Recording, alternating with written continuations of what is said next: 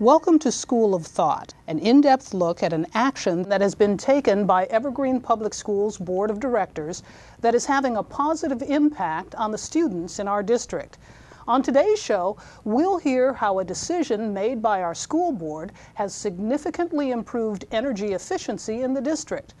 2 years ago, the district decided to hire a resource conservation manager to evaluate and implement changes in how energy is used in the district in order to save money.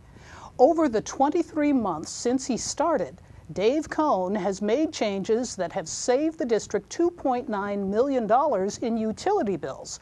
That's pretty impressive, and we're here today to find out how he did it. Joining us here in the studio are the president of the school board, Troy Thomas, and the resource conservation manager, Dave Cohn. Let's start with you, Troy. At the time that it was decided to hire a resource conservation manager, the district was really focused on budget cuts and what to do about that. So tell us what went into this decision to hire someone. We had received a recommendation from Reg Martinson, our director of facilities at the time. And one of the things, we were given lots of facts around what this would potentially save the district. So taking a look at the cost, understanding we had budget cuts, we knew that going back to the public, we'd have to be able to justify it. And the energy savings that we would get out of it were going to be fairly significant. And they gave us details to kind of lowball those numbers so that we didn't have this expectation that it was going to be huge numbers. And really the numbers turned out being much past our expectations. I mean, as you said, $2.9 million in savings. Well, what were the expectations in the beginning? We wanted to make sure that what we were doing was going to be cost effective for the district, that, again, during budget times, that we helped to make sure that the public understood if we did go forward with this recommendation, that that position in itself would save or pay for the salary essentially with the savings. Not to say that we're funding that individual salary, but to say that we pretty much are going to save X number of dollars and we can ensure that that salary isn't going to hurt us. It's going to be what's going to help pay for and actually recoup much more cost back into the system. It wasn't I won't say it was a difficult decision, but it was, we did have several discussion points around it. Okay. Now, Dave, you're brought on board, and the first year, how much were you able to save the district? In the first year, we saved around $1.1 million. So how did you go about doing that? Take us through the process. You get hired, and what's the first thing you do? The first thing I did was create a baseline. I wanted to know where the district was. With my work in the industry in the past, I had a really good idea of what it would take to educate kids at an energy use per square foot in an elementary school, a middle school, and a high school. And the numbers I had that I was working against were pretty solid. They came from the Oregon Department of Energy and, like I say, some previous experience. And so I went to measure, I looked at the utility bills to see where we were as an Evergreen Public Schools and sort of went from there. So you were thinking, before you actually saved over $1 million that first year, what were you hoping to achieve in the first year? My goal, Reg Martinson actually said, you know, Dave, we kind of hoped you'd save about $300,000 in the first year. And I'm not really a cocky person, but I said to Reg sort of privately, said, Reg, if I can't save you guys $600,000, after seeing the energy bills, I said, I probably shouldn't even be here. So I would say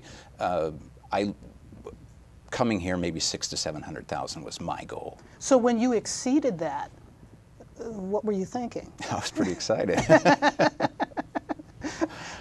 So after the first year, give us an idea, first of all, how you were able to save $1 million plus that first year. You know, in the industry, we talk about low-hanging fruit, and if you picture a tree and you know you're walking along and something you don't even have to climb up in the tree, you don't have to expend any no expenses of getting to it, you just reach up and grab it. And there are certain things in the industry that we're aware of that we need to look for right away. One of those is making sure, simply put, nothing's on when it doesn't need to be. And one of the first things I discovered in our buildings is we were running our HVAC at times when no one was there. So that was one of the first places I looked. Other things that I looked at is, do we need as much light as we have? There are lighting standards even in the Washington administrative rules that have minimums, and we exceeded those sometimes by 2 or 3 times what is needed to educate. So I looked at that as well. But those kinds of things, those are the types of things that most people who do what I do know about. So Troy, when you got those numbers for that first year, tell me, you have a smile on your face. We were ecstatic. I mean, really the expectations that were set for us is that about $300,000, $400,000, maybe $500,000, possibly $700,000. But to hear that $1 million mark, that was incredible. That is how much energy was saved within the whole district. What does that translate into as far as, oh my gosh, being able to save on the utility bills in a time where we're trying to, somehow balance a budget and keep programs going and that sort of thing?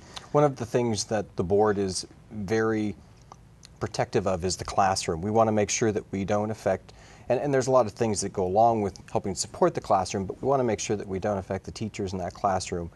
And that type of saving helped I'm probably about 40 plus teachers in the district from not being affected in the classroom area. That's great. That's phenomenal. Great. Yeah. And then we move into year 2, and tell me what happened in the second year.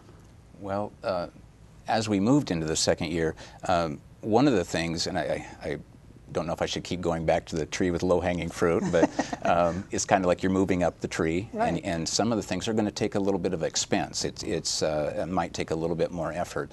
But the one thing that you have to, that we realize too, is that once you pick the fruit off, more fruit grows back. If you're not paying attention to what you've done, if you don't make sure that your schedules are tight, eventually they kind of ratchet themselves back up to where for some reason they begin to operate longer than they need to. The lights that we pulled out of fixtures, the lamps that we pulled out, could easily get replaced by someone who didn't know why they were gone in the first place. So making sure that your initial efforts continue is one of the things we want to do. But then we looked at technologies that we have as we control our buildings that aren't as efficient as others.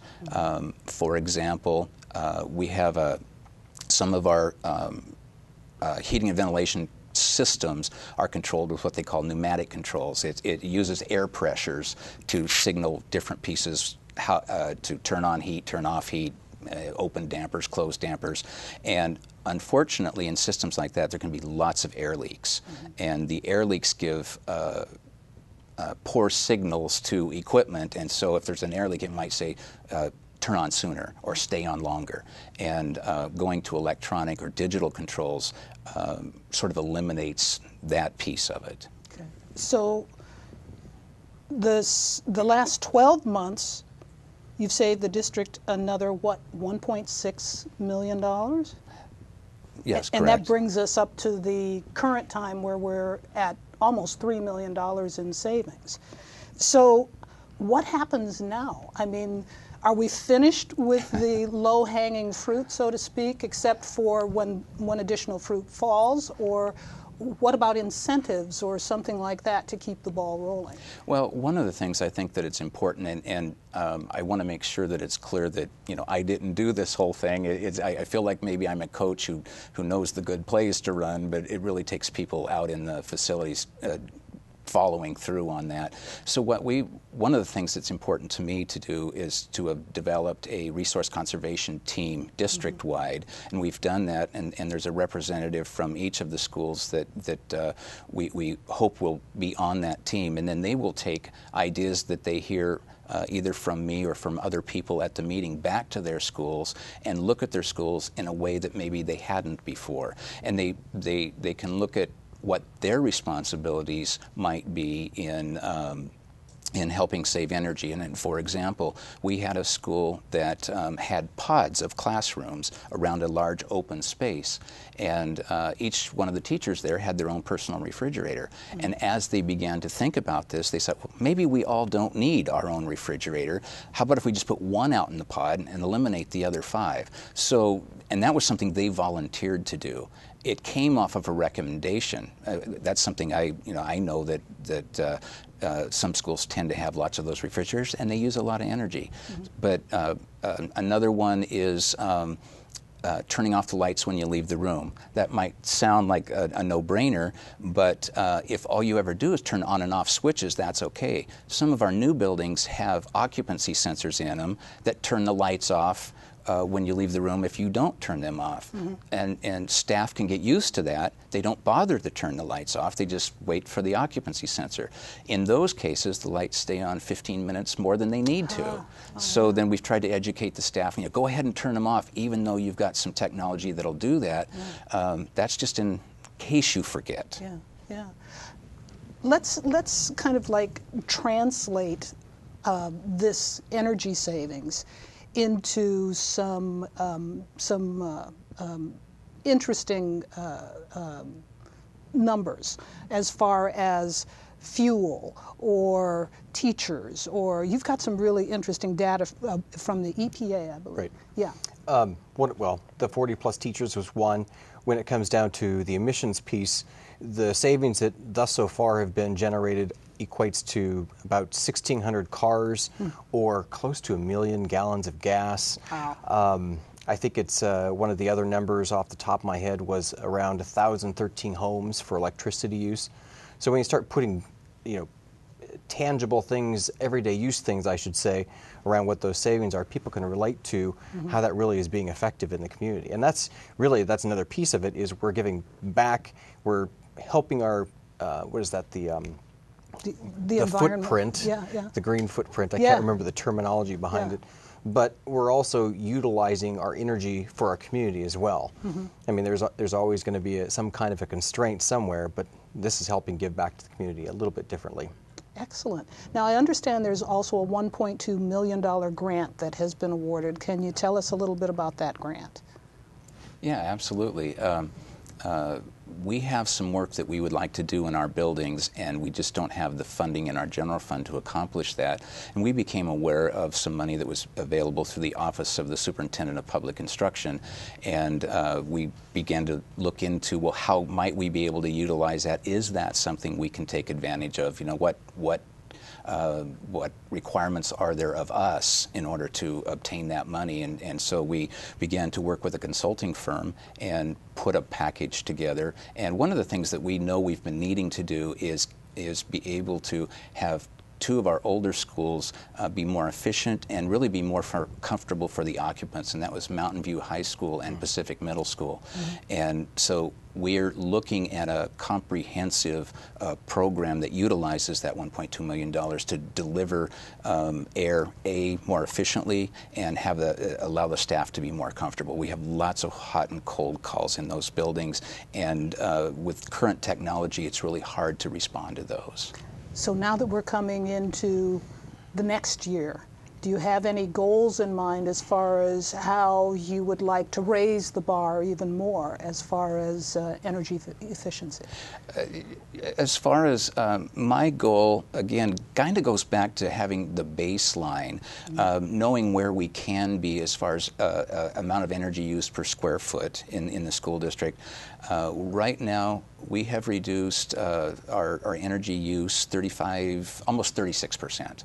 I believe we can get to 45 to 50 based on, like I say, knowing how we were able to do it in similar facilities in the same environment, in the same geography right across the river. Without people like freezing and all that other kind of stuff, because I guess that's one of the things that you start thinking about with all of this energy efficiency. Does it mean that we're in dark classrooms and that we're freezing? And that's not the case. Or sweltering when it warms up. No. Interesting. I mean, you'll hear people, but I mean, everybody has different body temperatures of what they can tolerate. But I mean, overall, it's comfortable. Yeah. But it's interesting that you would say that, because comfort calls that used to go directly to maintenance now are initially ascribed to, oh, they're trying to save energy, that's why I'm freezing to death, or that's why it's so hot in here. And no, those really should still go to maintenance, because that's the whole point. We don't want their comfort being compromised, because we're not about saving energy, we're about education. And one of my goals was to make sure that we were ENERGY STAR certified for each of our buildings. One of the reasons for that is in order to get that certification, you have to have a third-party engineer go through the building and say, okay, do we have enough light? Is it comfortable in here? Are there enough indoor-outdoor air changes so that there's not a high level of CO2 or possible contaminants? So once we are ENERGY STAR certified, that tells the staff that's what this building should be comfortable, and again, so if it's not, please report it. That's not our intention. Well, I want to thank you both for being with us on School of Thought.